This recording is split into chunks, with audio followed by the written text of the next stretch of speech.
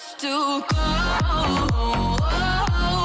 for you here now, so let me hold both your hands. Guys, if you like the content and you want to show me some support, Neverhome's my brand. It's my brainchild, my baby I've had for 8 years. I'm the most passionate person about making clothes for us to wear in the gym.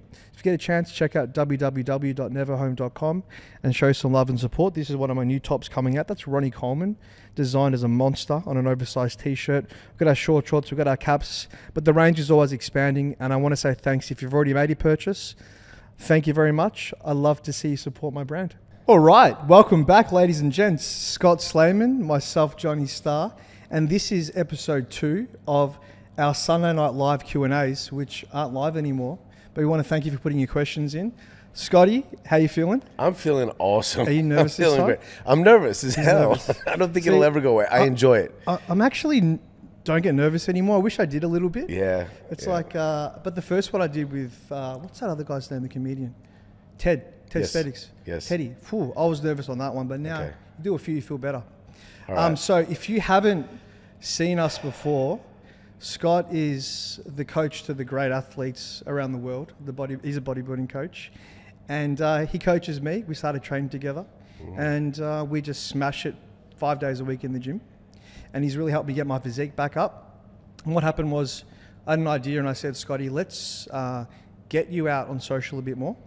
'Cause people might not have seen this yet, right? Yeah. So it might be new viewers. And we started doing Sunday Night Lives on Instagram. So people would put in questions, like my followers. Some of Scotty's 6 followers at the time. Exactly. I had He had nothing. like 50 followers. Now you got about 3K. So that's built up pretty quick. And we started doing it consistently, which is the key with everything in life. And we built it up so well that people wanted us to do it in a studio format like this, which we did a couple of weeks ago. And now we've pivoted to working with Kyle in this studio. So thanks, Pivital Conversations. Yes. And thanks, Scotty, for all your knowledge, because I just ask the questions. Let's hope my brain works today. All right, so we'll get into it. All right. Okay, so we have in total 27 questions that we culled it down to. We're trying to fit it in within just over an hour. Okay. All right, so how do you know to stay natural or not? All right. So you have to look at a few things. How long have you been training? How long have you been effectively training? You got to do everything in your power to get as much results naturally before you even go down that route. And that might take years. And it might take the help of a coach to see where it could be better. And that's on all fronts: the food, the training, the recovery, everything. Then if you do decide to look at that route, look at the risks. You know, is this worth it? Is it worth potentially shutting your own levels down? Will they come back? Is this something you're willing to potentially do lifelong? So don't jump into it. Get your bloods done first as well. You know, do all your homework, and don't listen to the gym bro or some guy in the gym that's telling you to do these ridiculous amounts. If you do start, use the least possible amount. You can always use more later. That's the best advice, man. That's quality advice. I think too many guys are jumping on and not getting the rest of the things right. The training, the sleep, the recovery, the food. Absolutely. So yeah, and then when you get to that point where you're like, okay, maybe I've hit my limit, or you just want to go over to the dark side, get some advice. And if somebody's going to compete, I honestly recommend that they try a natural show first. Yeah. And see how their body responds naturally before they look at the enhancements. And don't rely on them. Thank you for that good answer. Okay, when was the last time you cried? I'll let you answer that. I thought about this answer. Man, I cried last week. I woke up and it was tears of joy, because I looked at my life and now I'm in the happiest I've ever been, because with me it's about happiness. You can have money, be shredded, but you can still be depressed. But I was really happy, good relationship. Real estate is absolutely flying at the moment. The bodybuilding's going well. Neverhome's picked up like crazy. So I feel like everything I'm doing, I'm really enjoying, even though it's a lot of work. I just cried. I was like, fuck, thank God. I was praying to God. I'm like, thanking God that the last 3 years of hard work I've done, I've worked hard every day, like 18 hours a day usually, maybe more. It's paid off. And I was happy. I was just tears of joy. So that was the last time I cried. It was literally last week. Yeah. For me, I don't know. I don't have a whole lot of time to watch movies. So when I do, if I You don't watch a make a lot movie, of time.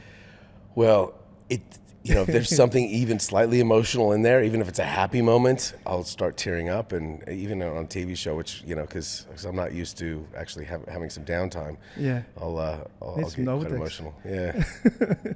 Okay, that's good. Okay, someone asked me when my pre-workout is launching. Mm-hmm. So I was working on Never Sleep by Never Home, but I actually put it on the back burner for a couple months because I wanted to put more money into some new stock that I've got, and it was actually quite expensive, the stock. So I wanted to focus on that. So that's going to be probably like 4 to 5 months away, but it's still coming. How do you find, another question for me, someone asked, how do you find manufacturers for clothes? So this is a pretty basic question. Everything's online.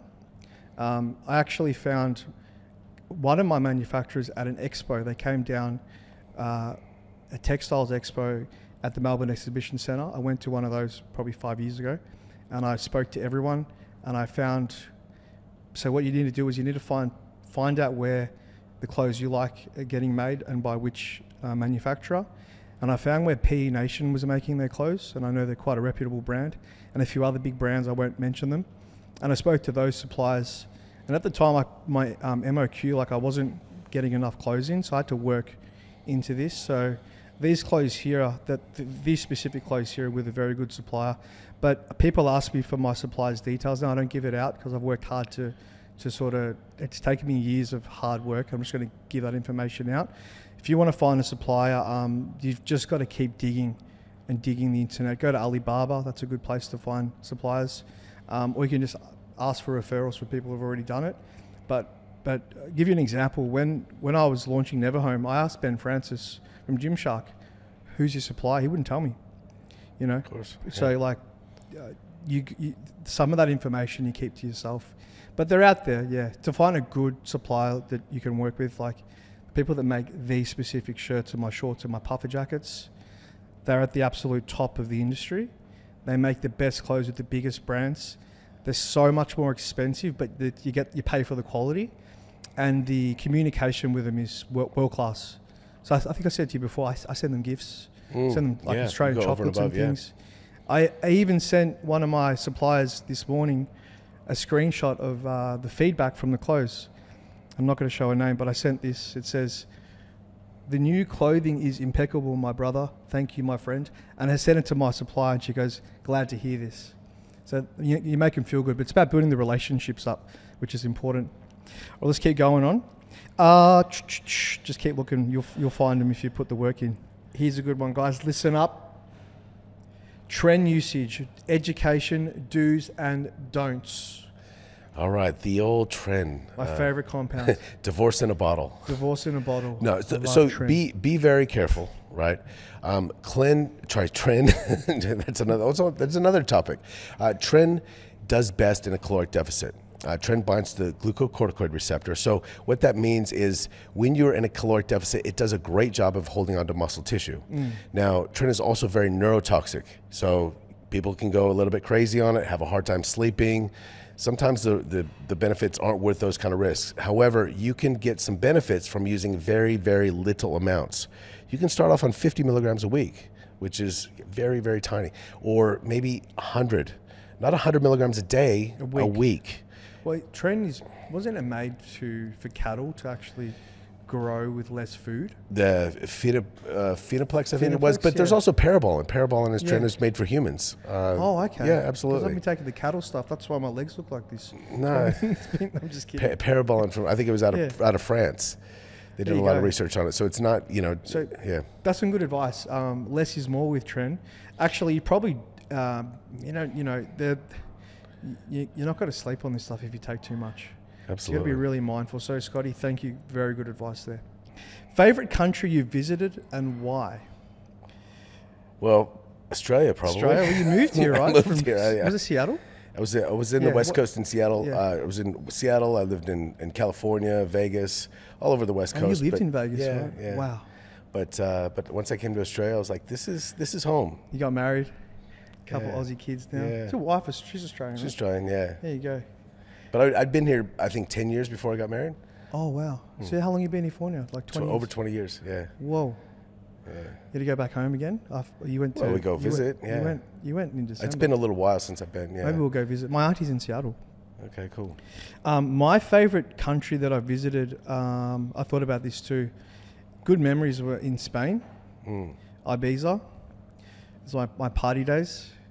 I met so many cool people, going to all these nightclubs. It's the first time I tried MD. Freaking loved it. I was like, oh my God, this is sick. It was the best. So I had some good memories there. That's probably one of my favorite countries. And then actually, I just went to Vietnam with my girlfriend. That was nice. That was really, really nice. Vietnam, go to Vietnam if you ever want to travel. It's good value. Okay, can you explain how some women, Scott, eat 3,000 calories and still be lean? Well, genetics play a huge role for one thing. But, don't compare yourself to somebody else's journey. Some people can have that ability. You can raise your set point quite significantly, but, genetics will be the biggest determining factor there. So 3,000 calories to be lean. That's quite a lot of calories for a girl to stay lean on. Maybe she's quite active. Maybe she's having a lot of sex. Just kidding. She's the town bike. All right, next question. What is the worst advice you've ever got? I don't listen to bad advice. I don't know. I couldn't tell you, to be honest with you. Yeah. What do you think? That's a tough one. The worst advice I've got. Oh man, many people are will tell me to give up on never home. Like, it's stupid. Multiple people, even people within my family, at certain stages. And if I listen to those people, I wouldn't be where I'm at now.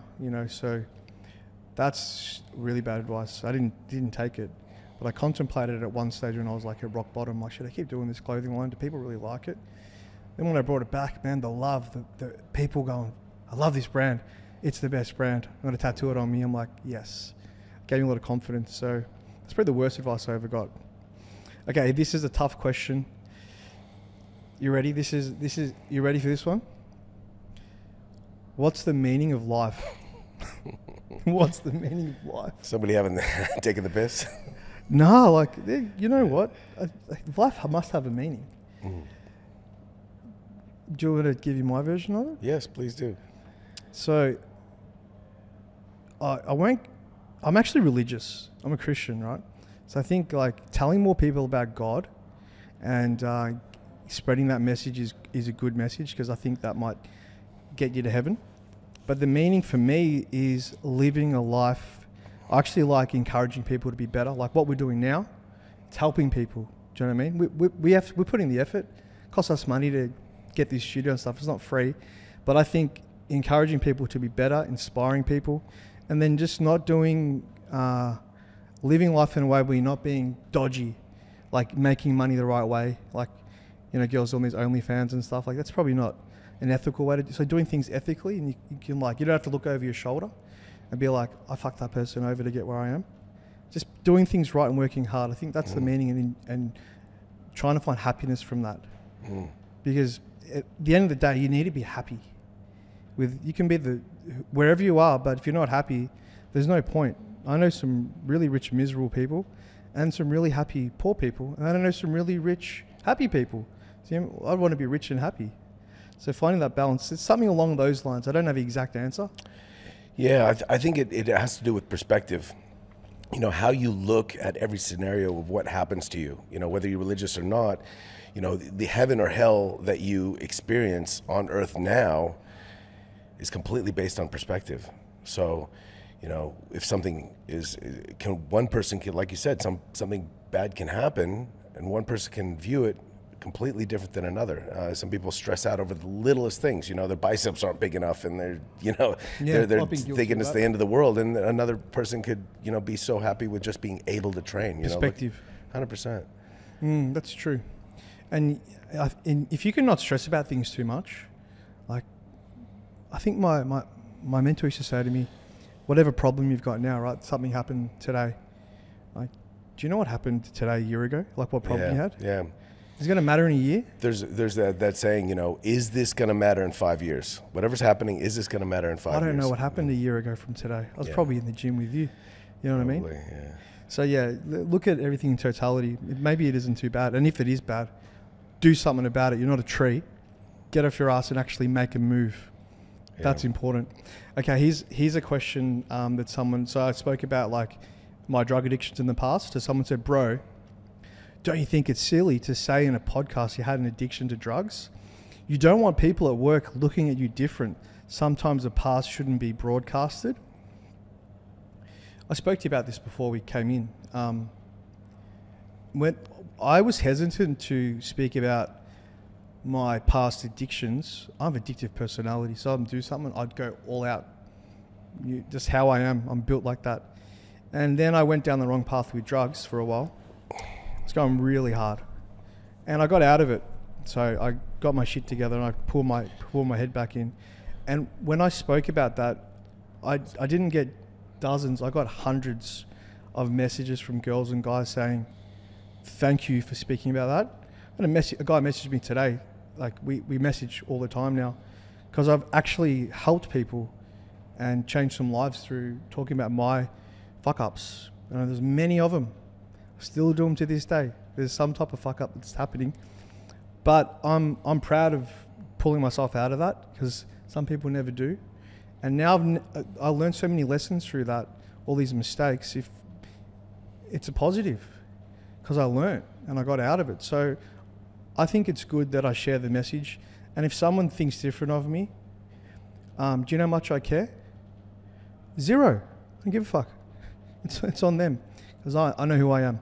So I think sometimes it's okay to speak about your past traumas if you can overcome them. All right, Scott. Is that a good answer? That was an excellent answer. What music do you listen to? I know what music I don't like. I put all the... I like your sessions, man.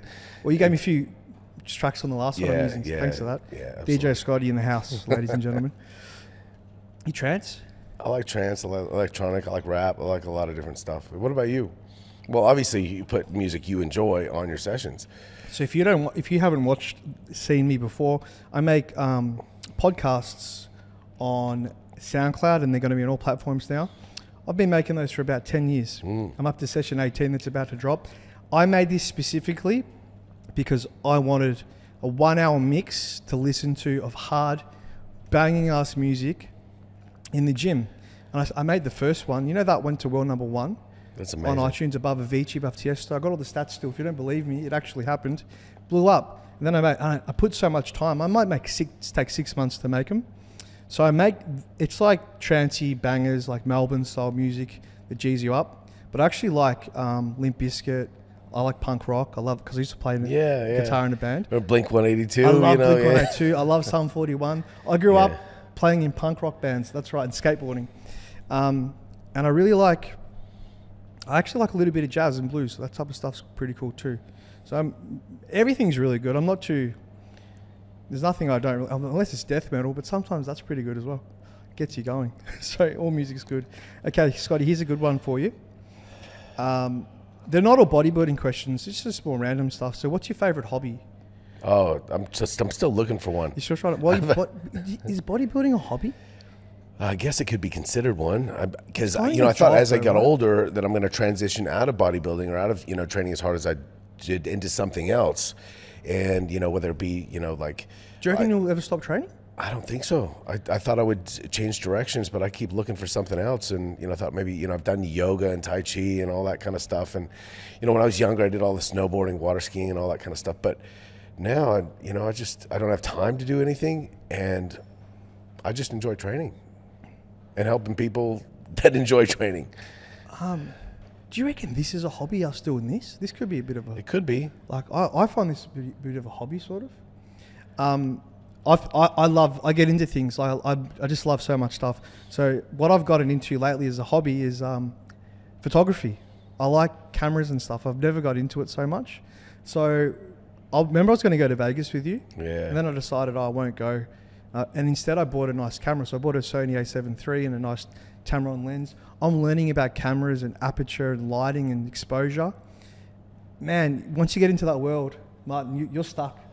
Like, and these lenses are like thousands of dollars, right? Like you're thinking of how you can save to get a new one, better content. So I'm really into that world now and editing and making content. Like I remember we'll train in the gym. I'll get the camera out. I'll upload it in Google Drive. I'll send you the link. Then you might make a reel out of it too. Like I enjoy doing that. It's a bit of work. Yeah. But I'm getting into that. So that's probably my newest hobby. And my favorite hobby is bodybuilding. A hobby? It's a lifestyle, right? Yeah. And this is business. So it's not really a hobby. So yeah, just camera. I like skateboarding though. But I stopped that because it's too dangerous. Yeah. Once you break something, you're screwed. Yeah. And motorbikes, I used to ride motorbikes, but I stacked my last bike. And after that, I never got another one until you get me the Ducati. I keep saying that.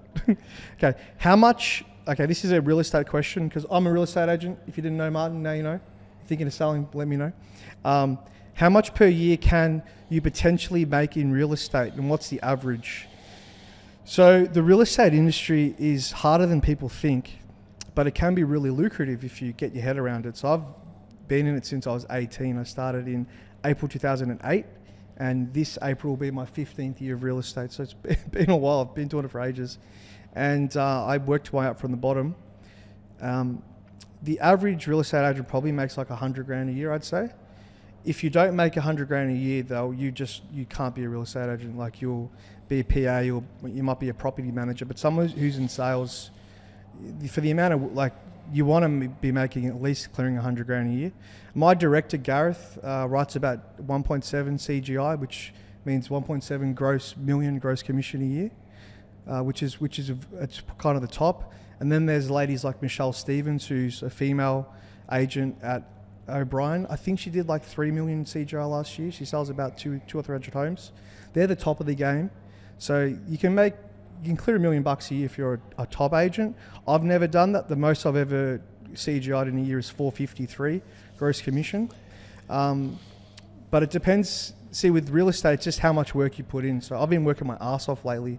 I'm enlisting a lot of properties because I'm putting in the work. But it's actually about networking and how you can manage buyers. So I auction most of my homes. But in a nutshell, if you want to get into it, it's very difficult, but give it a few years.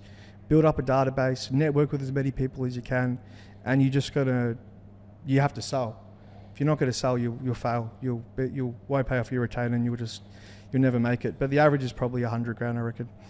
Okay, what do you know when you were doing too much? Sorry, I can't read this. How do you know, Scott, when you're doing too much cardio for bodybuilding, and is it optimizing recovery? How do you know when you're doing too much cardio for bodybuilding? If it's like low intensity cardio, like steady state stuff, it's not going to tax your recovery. In fact, if anything, it can help your recovery. But it's the high intensity cardio that's going to tax your nervous system and could potentially take a lot of stress to recover from. So that would probably not be done in a big deficit. Probably looking at the high intensity stuff when you're more in a maintenance or surplus stage for cardiovascular health or to improve your fitness. We did that high intensity circuit the other day. Yeah, we got to do more of that. That was good. I felt good after that, but I was really tired. Yeah, I slept like a baby that night. It's on my Instagram stories. Scotty pushed me through 5 rounds, 15 seconds hard, 45 seconds soft. Yeah. It only takes like 6 minutes, but you probably burn a few calories in doing that, right? Yeah, but look, you do burn a few calories, but it's more about the fitness you're building. And I think it helps you in the gym when you're going for those high rep things. You actually get fitter, so you can handle more. You okay? Yeah. All right. What pre-workout do you recommend for a beginner? Well, I think, when you're figuring out your training intensity, sometimes it's best not to take a whole lot of stimulants. I see these young kids, they just want to get off their heads in the gym. They just want to get so stimmed up. But you got to think about, you've got to be able to switch it on when you're doing your set. So between your sets, you want to be in a more relaxed state. You don't want to be just pacing around and tearing up the walls. You want to get yourself back down, calm, and then when it's time to go, you go. And switch it on. Yeah, and then not only that, if you are having a hard time recovering, you're not sure if you should train or not, and you're taking a bunch of stimulants, You go back in and just smashing yourself and not listening to the cues that your body needs. But as far as pre-workouts go, start off low and use it only when you need to potentially. Keep in mind also, if you're training in the evening, you take a pre-workout, decent amount of caffeine, it's going to last into the night. And even if you're able to sleep through it, the quality of your sleep could be disrupted. So the half-life of caffeine is about 6 hours. So if you have 300 milligrams of caffeine at 6 p.m., well, 150 milligrams is still going to be in your system at midnight.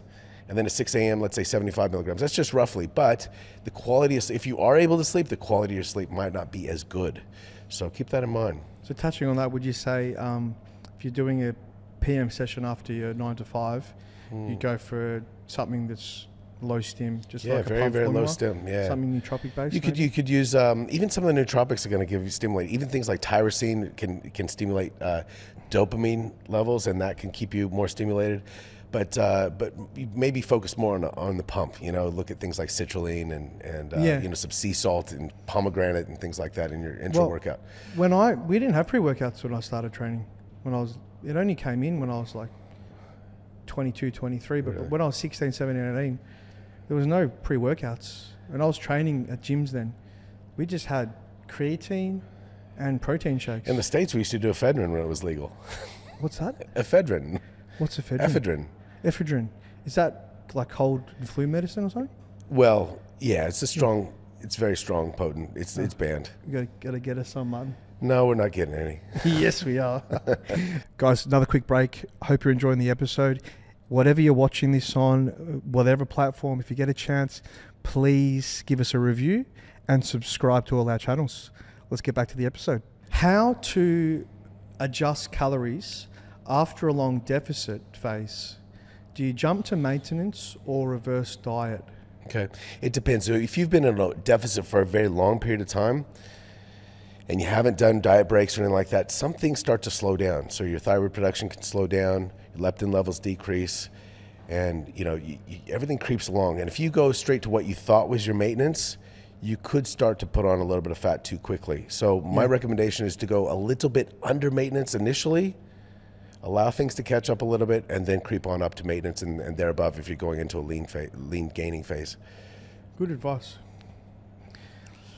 What's a good dose of metformin, 500 or 1,000 milligrams? And maybe explain to people. Okay, metformin, that's a diabetic drug. It's a glucose, kind of a glucose disposal agent.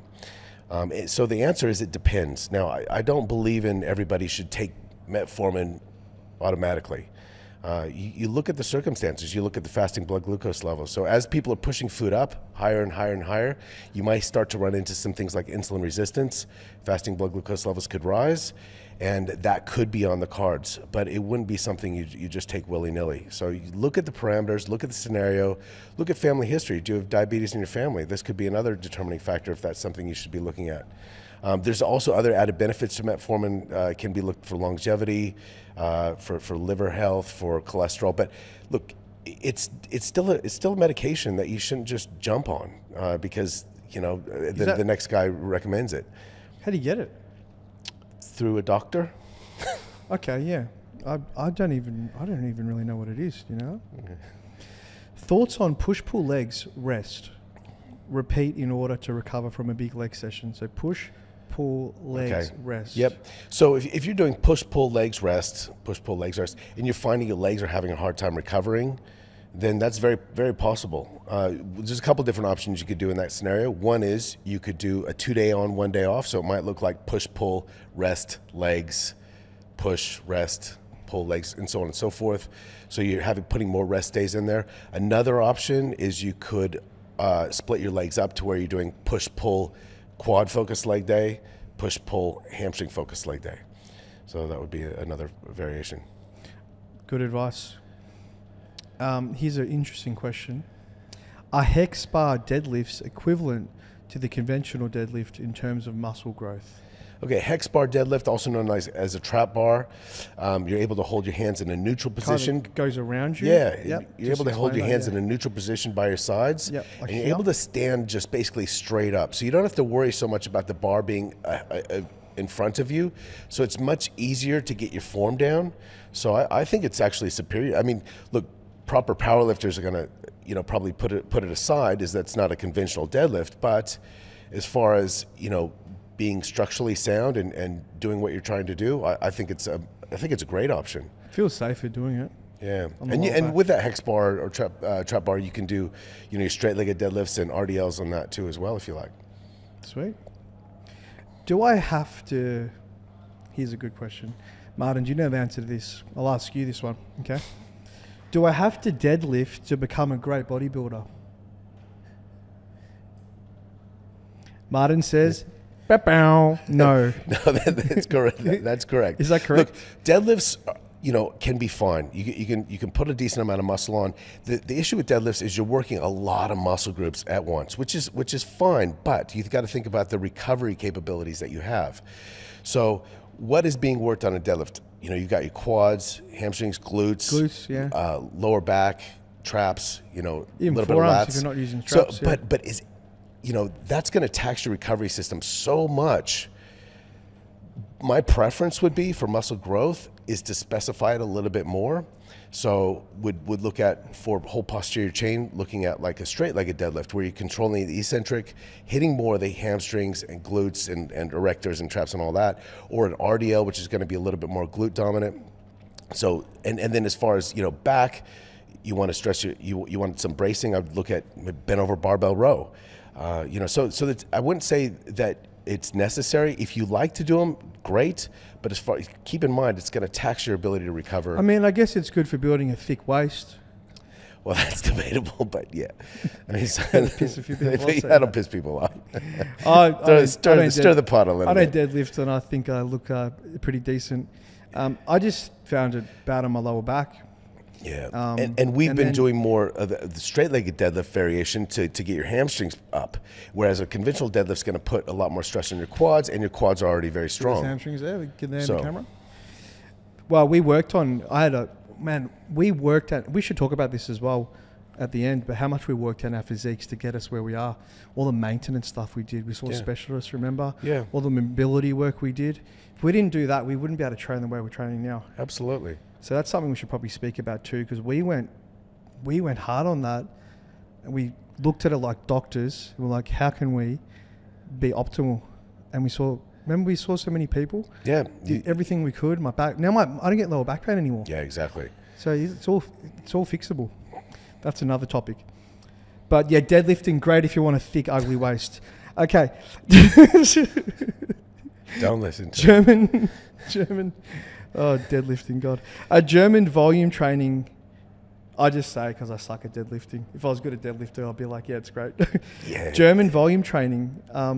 Sorry, I cut you off. No, go ahead. German volume training. Sounds funny, doesn't it? I'm back at it, and my body has never been so sore. I'm not surprised. German volume training. What is it? So that's like 10 sets of 10 on most movements. You're taking a compound movement. 10 by 10. 10 by 10. And you're picking a weight that you could probably do about 20 reps with. Okay, so for me, like 200 kilo bench press. Yeah, there you go. So you pick a weight you could do about 20 reps with, but you're creating so much fatigue in those 10 sets, but how many effective reps are you doing? That's so right. What is effective there? So effective reps are going to be the reps where the weight starts slowing down and you're pushing through and you're creating a more mechanical tension in the muscle, and that's what causes muscle growth. Now, you're going to experience that towards the last few sets of the 10 by 10, but those first 7 or 8 sets, you're gathering a ton of fatigue before you get into those effective reps. So if you're your first set of 10 sets of 10, you're doing 10 reps on a weight you could do 20 reps with, what's the point of it other than gathering a shit ton of fatigue? You see where I'm going with this? Why not get to the point where you can get those effective reps in much sooner and recover? So why would people be doing German volume training? Look, if you enjoy it, it's great, but I think that there's a better way. There's a time and a place for everything, but it's not my preference. I've tried it before. I've tried everything, and it does get you sore. It does get you tired. It does get you fatigued. I think the rest period is about 90 seconds between movements, so you do gather a bunch of fatigue. Gee, so you get those. I've even done 10 sets of 20 reps on squats. I remember I was in the gym once, and the power went out, and it was dark, but I still had to get my 10 sets of 20 reps. So I'm in there in the dark, just finishing them off, and my lower back was screaming, but I was not going to go home until I freaking completed them. That's my mentality. And like, sometimes that's good to, you know, as a mental challenge, but how well I was able to recover from that, and was it producing a whole lot of growth for the amount of fatigue it was producing?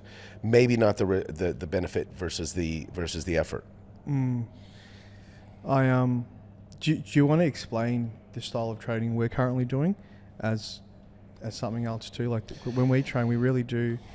We have our split, and then if we're doing one exercise, we usually do 1 to 2 warm-up sets. Then we only do 2 really crazy working sets. So we like to think about. Should we explain why? Yeah. So what we'd like to do is think about how many effective reps we're doing, and whether we're working in a rep range of 6 reps or 15 plus reps. You're only going to get so many effective reps out of that. Now, too many people stop well and truly before they even get to those effective reps. You know, it starts getting a little bit hard, they stop. You're saying some people don't train hard enough? They sometimes make up for it with a lot of volume, and that can be somewhat effective, but I want to get the most bang for my buck. You know, I want to get the best use of my time in the gym. So when I'm in there, I want to be able to, you know, every working set that I do, I want to get something out of it. So a combination of getting those effective reps in. Now, what I mean by that, I explained it earlier, is, you know, if you're doing a set of 10, the weight starts slowing down after about 5 or 6 reps, and some people put it down. That's where, boom, the effective reps start. So when it gets hard, slows down, that's when we're creating more tension in the muscle, which causes more adaptations to create new muscle tissue. You combine that with progressive overload and doing a little bit extra, whether it be an extra rep or a little bit more weight, you're creating a new novel stimulus for your body to respond. That's what we're after. And then managing that between recovery, you know, that makes the most sense to me, and it's been the most effective over the years. This is important too. So these legs I've built up, everyone's talking about because they're fucking fantastic. These legs are built because of what happens in my mind when I'm at the gym with Scott. So I will do whatever exercise we're doing, be it hack squats or leg extensions or leg press. But it'll get to a point where I want to stop, and it fucking hurts. And it's painful, and my body's saying, motherfucker, you're not built for this, you need to stop. But then Scott will say to me, this is where you got to keep going. These are the reps that count. And there's always something Scott will say that'll get me to do these reps which shouldn't be there. So I think of Tom Platz. I think of the fact that I've been through so much shit in my life. I think of all these fuckwits that gave me a hard time over the years. I actually think of them and I think, motherfucker, look at me, look at you now. I think of anything that can drive me, be it positive or negative, to get these legs, because I want to have the most fucking aesthetic legs I possibly can. I love walking around in short shorts because people look at my legs and they go, you're a horse. Yeah. But that's built from the fucking hard work I put into these leg sessions every 5 days with Scott. Yeah. And it's because of these comments he says to me. You'd be like, Johnny, now's the fucking time you go. Yeah. I'm like, fuck. Burn. And this is why we're only doing, you know, a couple working sets per movement. So if you know that you've got 4 or 5 sets ahead of you, I don't care who you are, chances are you're going to save yourself probably for the last set, right? That's and right. This is when people up. first start with me. I watch the progression of the weights, and often I see their first set, they might do, let's say 100 kilos for 10 reps, right? And then the second set, they do 110 kilos for 10 reps. I'm like, hang on. If you got more reps on your second set with more weight, you didn't go too hard enough. You didn't go too hard on the first set. You saved yourself for that, and many people do that. So we have the mentality of every working set, we give everything we can. That's why we're not doing the 5-6 sets, because we give everything we can to the working ones. We're not wasting extra fatigue getting to that point where we're actually trying to get the job done. And you might say to me, Johnny, it's your last set here. I'm like, motherfucker, I'll give it everything I got. And I do every single time. And sometimes, look, if we're a little bit knocked around or whatever, we go, you know what, we're just going to do 1 set here. We do, yeah. And if there's only 1 set on the table, fuck man. Yeah, you know it's going to be good. And I say to Scotty, man, if I'm not hearing some type of weird noise coming out of you, you're not training hard enough. Because I'll tell you now, when I'm in there, the screams that come out, I'm screaming so fucking loud that gym's like, what are these guys on? But it just comes out. I'm Yeah, like, he tries to keep it down because I tell him like, come on. But it's coming out, and I've let I'm it's thinking, coming you know out. what? It just comes out. So if you're not making some type of noise in the gym, especially on whatever you're doing, you might not be training hard enough. You know? I really got believe like that. squeaks coming out of my eyeballs. I think that's what's Man, you happening. look like a tomato. You're going to pop. The veins Do you coming know out what I and mean? everything. Yeah. Man, do you train like that too? You should watch us train together, man. It's a fucking sight. It's like watching a murder, a horror scene. Yeah. Okay, so yeah, that's important because I think some people just don't understand the intensity it takes to stimulate something new. You know, Yeah. you got to. My body's got to go. Fuck, motherfucker. I need to adapt because this might happen again, and I got to get bigger and stronger. That's what I think my Yep. body. Create a new stimulus that your body hasn't experienced before. So that's how these. And legs are built. sometimes so we look at progressive overload, and please keep this in mind, guys. It's not always about jumping up in weight or reps, because if you keep doing that at the sake of sacrificing your form, you're not progressing. You know, sometimes progression is cleaning up your form, just doing it better. So, because you could do 10, 12, 15 reps, whatever it is, and next week you put on 10 kilos, but you do it faster. You're bouncing it out at the bottom. Like people aren't focusing. sometimes on, you have to take a step back, reset your form, and progress with the better form. I'm going to just jump on this too because we've got a bit of time. I think what happens with guys, especially in the gym, is ego comes into play way too much. Oh yeah. Because I watch people train between sets. People have no idea what they're doing. Especially Anytime Fitness, like these commercial gyms, they have no fucking idea. Intu's a bit different. They're a bit more advanced than Muscle City, but these commercial gyms, man, people have no idea what they're doing. They're using momentum. They're flopping around. They're not hitting the right body part. They're not contracting. Whatever it is, there's so much. If they just drop the weight and actually drop the ego a bit, there might be some safer methods to train to. Yeah, that tempo is so important. So it's not just Talk about the tempo. Yeah, the tempo. So you could attach numbers to it. If I was going to attach a number to tempo, you could do a 3-1-1-1. That'd be like a 3-second eccentric, 1 second pause in the turnaround, 1 second concentric, and then 1 second pause in the turnaround. But look, aside from that, I can watch somebody's form and look at the control they have on their tempo. So it's really about taking control of the weight and making it as hard as possible. You know, we're not powerlifters, right? We're not trying to move the weight from point A to point B as quickly and efficiently as possible. About that too, yeah. You know, if we were, then, you know, that's great. And you got to put a little bit of muscle tissue on, but let's try to create as much tension in the muscle as humanly possible. So with that eccentric, really control the weight when you turn around too as well. So it's not just a controlled eccentric and then a jerky transition. It's creating the transition where there's still tension on the muscle on both ends.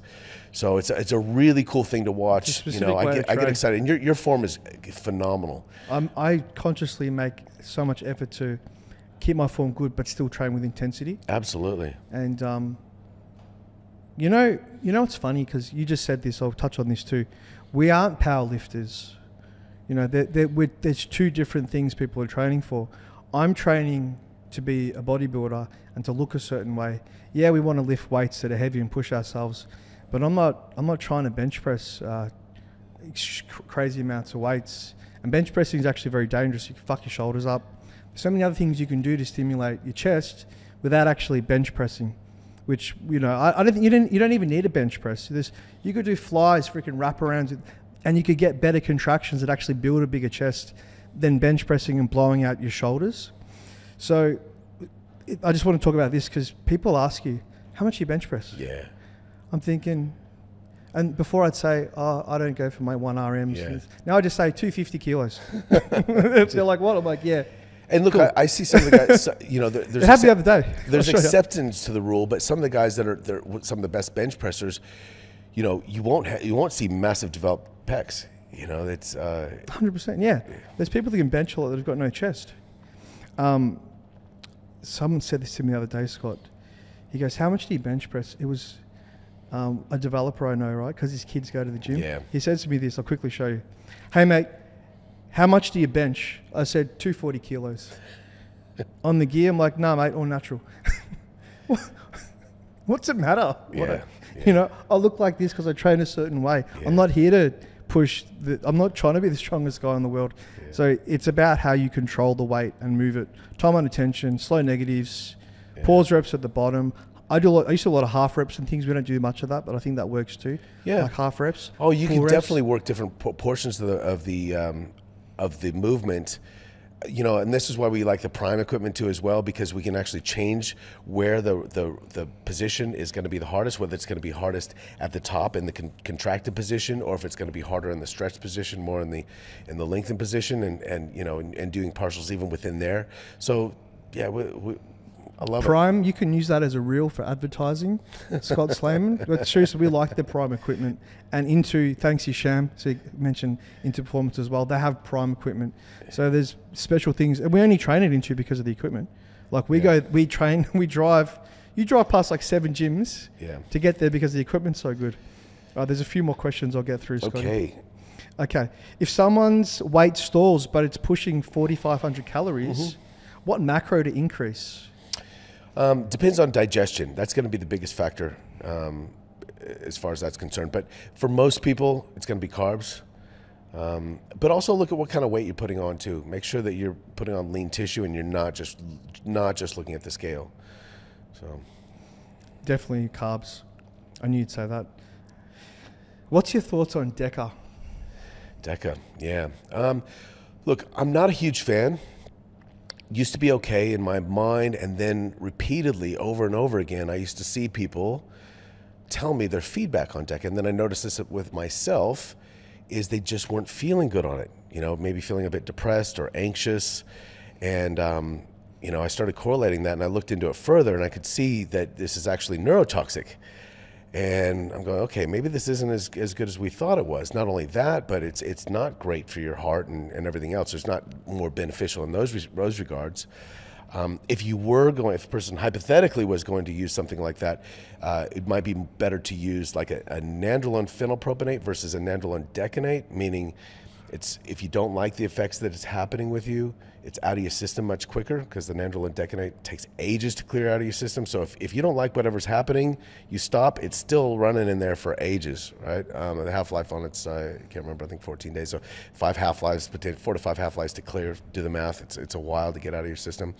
Now. You with us, Martin? He's on Deca now. And the Tren. No. And then also, you know, increased prolactin. You know, there's a lot of things. I'm just not a huge fan. Yeah, I tried it. I had that one shot. Remember? I didn't tell you. Like when we first started training. And you said you wanted. And I'm like, man, I think I'm depressed. Deca dick? You can't get your dick up? Well, that's from increased prolactin, you know, and prolactin increases after your orgasm. So that's something that you know, if you correlate the two, you get this higher prolactin levels chronically, and then the converse to that is then people take something like cabergoline, which is a prolactin inhibitor. So that lowers your prolactin. It also is a dopamine agonist. So what that means is it elevates your dopamine. You can feel a little bit better on it, a little more motivated. That's freaking awesome. But when you stop, that's not awesome. I made that mistake. I took Caber for a little while, stopped, and I was like, what the hell is wrong with me? I looked into it further. There's something called DAWS, which is dopamine agonist withdrawal syndrome. And I'm like, this is real. So I actually had to start back up on it and then slowly taper off. And then I'm going, okay, never again. So I'm not going to take things so high or take things that are going to cause me to need a prolactin inhibitor. And you know, it's one of those things where why take one thing where you have to take another thing just to counteract it? Exactly. That's very good advice. When would you recommend? When would you recommend a mini cut? A mini cut, okay. So mini cut it's not to get you shredded, right? It's not to, you know, what I consider a mini cut is generally when you're in the middle of pushing weight up, you're trying to grow, calories are high, and let's say somebody's getting a little bit sloppy. They're getting a little bit too much fat, losing their abs, digestion is maybe a bit iffy. Or they're actually having a hard time even pushing more food in. Then we can do a short little mini cut, which is probably more aggressive than a long-term diet. So this might only be 4 to 6 weeks where you pull food back dramatically, introduce some steady state cardio, doing whatever you can to get lean very, very quickly, not super lean, but just wash off a bit of fat, right? To get you in a better position. So when you are leaner, you're going to be in a better position to push weight up again. Meaning you're going to be more insulin sensitive. Yeah. So the carbs you're going to eat once you start pushing weight are going to be able to be utilized as glycogen in the muscle much better.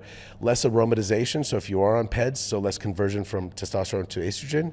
So there's a lot of benefits. And then chances are also once you've done that, you might not need to eat as much food to put that muscle tissue on again. So you might be more sensitive to food as well. So I think it could be, and you want to do it far enough out from a cut to where, you know, you're not doing a mini cut, then back into food, then back into a cut. So it's probably in the middle of a long gaining phase when things have gone, and it's not always necessary. Phase? Is that like a year?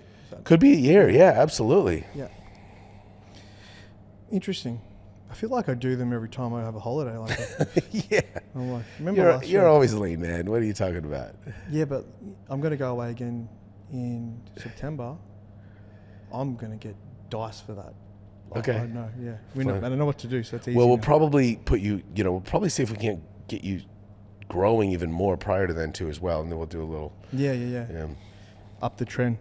No, we don't. No, we actually don't do that. Actually not on Tren at the moment. What's your cutting macros? I mean, everyone's going to be different on that, and that's going to be determined. Genetics are a huge factor there too as well, but also, when we look at pushing food up in the off season, going higher and higher and higher, you get your body adapted, and you create a really good set point for being able to process and utilize all these foods. So when you do that, you can cut on a lot more food than if somebody comes to me and let's say they want to get lean, but they're only eating 2,500 calories. Well, where do you go from there? So Push the food up. Yeah. So what about you? I can answer that, but I'll let you answer.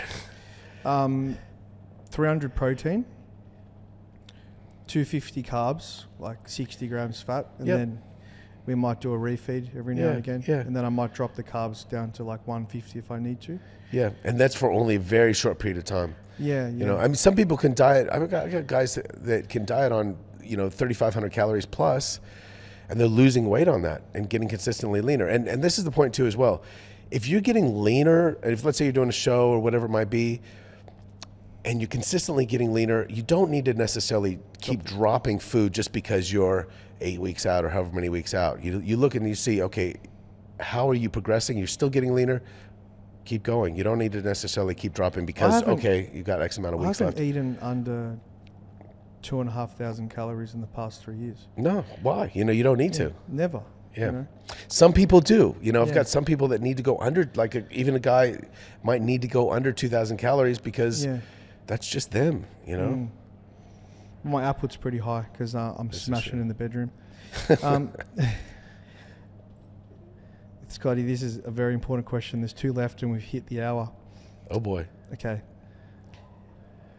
How do you deal with toxic girls? I'm married. I don't even remember. I blocked that out. Can't say too much. What about you? Well, I've had a few girlfriends over the years. Shout out to all of you. You all taught me some lessons. A few of them were toxic. And then I was toxic to a few of them too. I haven't always been perfect. But I think now, how do you deal with them? Well, fuck. Every girl's great at the start. She's a princess. And their true colours show. So gents, if you meet a girl, they're going to tell you, because girls are the biggest manipulators of all time. Oh boy. They can fucking lie through their teeth and you believe them because they're the snakes with tits. So be careful, right? So you got to be really careful and mindful. You look at the girl's family, if they get along with their parents, especially their mother and their father. And then you have to look out for red flags too. Look at their friend circle as well. And just be mindful. You can't believe everything a girl says. And girls, I'm sorry, but I've caught I had a girl tell me she had cancer all the time, Like she didn't, So if they start becoming toxic, with any negotiation, and I'm in sales, the one who's willing to walk away holds the power of the negotiation. So you have to need it less. So for instance, with my girlfriend now, if she did something wrong to disrespect me, I'd walk away in a second. I don't need it.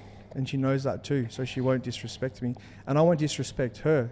We respect each other and we have the best relationship ever. She's my best mate. But there's a line. We don't do stupid shit. We respect each other. But if a girl in the past if a girl disrespects you, don't be a needy cunt. Like, fuck them. Like, get it out of your life and set the ground rules down early, because you don't want to be stuck in a relationship where it's toxic. So if she's doing shit that pisses you off, you got to communicate. So if there's any issues with me and my girlfriend, we talk about it, but we don't have any issues because we're adults. Talk about it, and you got to teach them to be a woman. Like, you know, like, this society's fucked now. You got to get back to old school, I think. You know, women need to be women, men need to be men. That's what it's like. So I think if you sense toxicity, get the fuck out. But at the start, they're all going to be angels and perfect. They're going to tell you what they want to hear, because you're the prize. Like, they're not necessarily going to be angels, but you have to determine, okay, everyone's going to have their shit. Everyone's going to have their faults, you know, and the grass is not, greener on the other side. So, you know, even if you're with somebody that has their faults, everyone's going to have their faults. To figure out if that person's faults are something you can live with, if you're okay with that, you know? 100%. But I've broken up with every single girlfriend I've had. Every single one. There's been a few. Because something wasn't right, and I wasn't happy to settle. Now I found my dream girl. It was worth going through all that shit, going through that crap to find the hidden gem right there. But you just got to be mindful, have a lot of respect for yourself, gentlemen. And the girls too. Guys talk a lot of shit as well, so be careful. You know, a lot of guys flexing with these nice cars. They ain't got no money. They're broke. They live with mummy and daddy on these leases, and they're trying to look good. But get them to show them your bank account. Get them to say, what's your bank account? How much money you got? What do you owe to people? You know, what's your goals? Because as a girl too, you have to go for an alpha guy. Yeah. You need to go for a guy that makes some money, because you got to support the kids and have a family. So you don't want no brokies, or at least he's got some vision and mission in life. Because I'm the same too. I wouldn't want to be with some flop of a guy. So I don't blame girls for being gold diggers at all. Bro split or push-pull legs for growth? Okay, that's the last question. Good question. There's nothing wrong with a bro split, but you got to look at what's optimal. So if a bro split's typically maybe doing one body part per day, maybe once a week. So it might be chest, back, arms, legs, shoulders, one body part a day type thing. Now, if you are just doing, let's say, chest on 1 day a week, now chances are you're going to be doing a shit ton of volume. You might be doing 20-something sets for that workout. Now you got to think about, are you able to, two things. One is, are you going to be able to recuperate from all that volume by smashing it all at once? And then you're waiting a whole week before you're hitting again. So would it be better to take that volume, cut it in half, and split it up to where you're stimulating the muscle, creating some new stimulus there, and then hitting it again a few days later, another chance to hit some muscle protein synthesis, all that stuff happening. So that's essentially what push-pull legs is a chance to to split up the volume a little bit more frequently, to create another chance to do that. So if you take it, you think about even in the course of a year, if you're doing one body part a week, that's 52 workouts, 52 opportunities a year. But if you did it, let's say twice a year, it's going to be 104. Now, there is diminishing returns. It wouldn't mean you want to hit a muscle group every day or anything like that, because you're not going to be able to recover from that. So it's a balancing act. 100%. And we'll close on this. So we should tell everyone our split. We have a push-pull leg split, and then we put in another day for my lacking body parts, which there isn't really. Which is arms and delts. Well, they're not really lacking, but they could be better. You know what I mean? Yeah. But in comparison to the rest, so arms and delts. Yeah. And that's our split. And Scotty doesn't need more arms, but he's kind enough to help me with my split, because he's helping me be the best bodybuilder I can be. That's all the questions, bro. Just over an hour. Awesome. 6 minutes. Well, thank you very much for watching episode 2 of our Sunday Night Lives with Scott Slaman, the mechanic. Scotty, do you want to say thanks to everyone for watching? Thank you. I really appreciate you tuning in, and thank you for your questions. Without your questions, we probably couldn't come up with any. Yeah, no, it really helps us a lot. So we couldn't really do this without you. Yeah. Thanks, Scott, because he's been doing this for so many years. I don't know all the answers, so I can't thank you enough, because you're helping, inspiring, and changing a lot of lives. So I really appreciate your help with this. Thanks Scotty. for having me. It's been beautiful. And Pivital Conversations, Martin behind the camera. You've made it very easy to work with. Thank you. And Kyle, thanks a lot for letting us use this studio too. We really appreciate it. To go.